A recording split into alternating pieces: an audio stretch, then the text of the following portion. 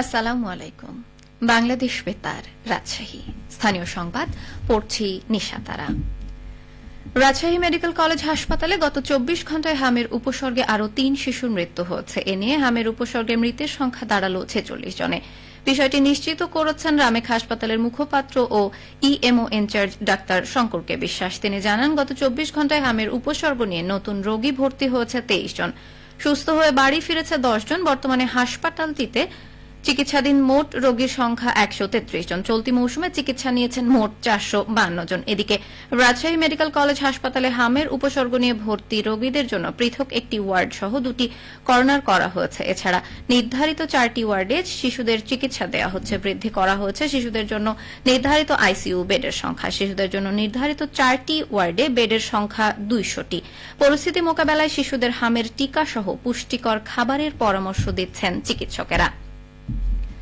বাংলাদেশ পুলিশের মহাপরিদর্শক মোহাম্মদ আলী হোসেন ফকির বলেছেন, একজন পুলিশ সদস্যের প্রথম ও প্রধান দায়িত্ব হবে জনগণের নিরাপত্তা নিশ্চিত করা, আইনশৃঙ্খলা রক্ষা করা এবং ন্যায় বিচার প্রতিষ্ঠায় নিরলসভাবে কাজ করা। তাই সততা ও নিষ্ঠার সঙ্গে পুলিশের নবীন কর্মকর্তাদের দায়িত্ব পালনের আহ্বান জানিয়েছেন তিনি। এ নিয়ে শুনুন আমাদের রাজশাহী জেলা সংবাদদাতার পাঠানো একটি প্রতিবেদন। আজ সকাল 10:30টার দিকে রাজশাহীর সারদায় বাংলাদেশ পুলিশ একাডেমিতে ৪১তম ক্যাডেট এসআই ব্যাচের মৌলিক প্রশিক্ষণ সমাপনী কুচকাওয়াজ অনুষ্ঠানের আয়োজন করা হয়। অনুষ্ঠানে প্রধান অতিথি হিসেবে যোগ দিয়ে কুচকাওয়াজে অভিবাদন গ্রহণ করেন আইজিপি মোহাম্মদ হোসেন আলী ফকির। এই সময় তিনি নবীন পুলিশ কর্মকর্তাদের শুভেচ্ছা জানান।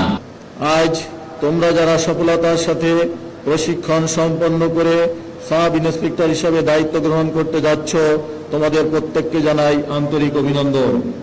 তিনি আরো বলেন, প্রযুক্তি নির্ভর অপরাধ, সাইবার ক্রাইম এবং জঙ্গিবাদ মোকাবেলায় পুলিশ অফিসারদের দক্ষতা ও সচেতনতা অত্যন্ত গুরুত্বপূর্ণ। যে কোনো পরিস্থিতি আইনের শাসন সমুন্নত রাখা, দুর্নীতির বিরুদ্ধে দৃঢ় অবস্থান নেওয়া তোমাদের নৈতিক কর্তব্য। আমি বিশেষভাবে উল্লেখ করতে চাই, বর্তমান বিশ্বের প্রেক্ষাপটে অপরাধের ধরন দ্রুত পরিবর্তিত হচ্ছে। প্রযুক্তি নির্ভর অপরাধ, সাইবার ক্রাইম, উগ্রবাদ মোকাবেলায় তোমাদের দক্ষতা ও সচেতনতা অত্যন্ত গুরুত্বপূর্ণ। অনুষ্ঠানে জনগণের আস্থা অর্জনে পুলিশ সদস্যদের সততা ও নিষ্ঠার সঙ্গে দায়িত্ব পালনের আহ্বান জানান তিনি। একজন পুলিশ সদস্য হিসাবে তোমাদের প্রথম এবং প্রধান দায়িত্ব হবে জনগণের নিরাপত্তা নিশ্চিত করা, আইন শৃঙ্খলা রক্ষা করা, ন্যায় বিচার প্রতিষ্ঠা করা। মনে রাখতে হবে, জনগণের আস্থা ও ভালোবাসাই হলো মানুষের সবচেয়ে বড় শক্তি। তাই সততা, নিষ্ঠা, মানবিকতা দিয়ে তোমাদের দায়িত্ব পালন করতে হবে। প্রশিক্ষণে বিভিন্ন ক্যাটাগরিতে শ্রেষ্ঠত্ব অর্জনকারী ক্যাডেট এসআইদের হাতে পুরস্কার তুলে দেন তিনি। এ সময় পুলিশ একাডেমির প্রিন্সিপাল জিএম আজিজুর রহমান সহ জনপ্রতিনিধি এবং সামরিক ও বেসামরিক ঊর্ধ্বতন কর্মকর্তাগণ উপস্থিত ছিলেন। জিয়াউল গনি সেলিম, বাংলাদেশ বেতার, রাজশাহী।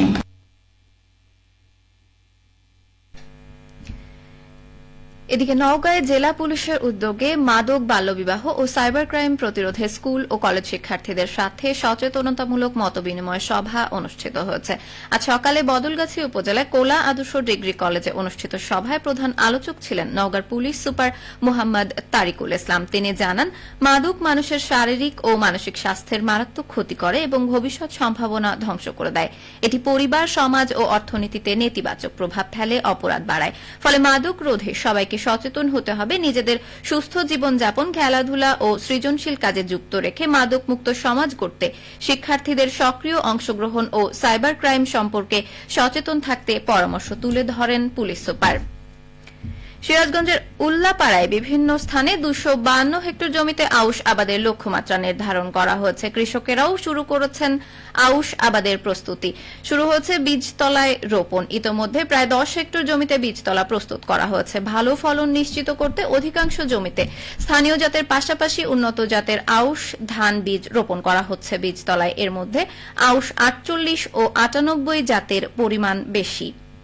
মূলত তিল, পাট ও আগাম জাতের বোরো ধান কর্তন শেষে এই অঞ্চলের কৃষকেরা বাড়তি ফসল হিসেবে আউশের আবাদ করে। স্বল্প সেচে বৃষ্টির পানিতে এই ধানের আবাদ ভালো হয়।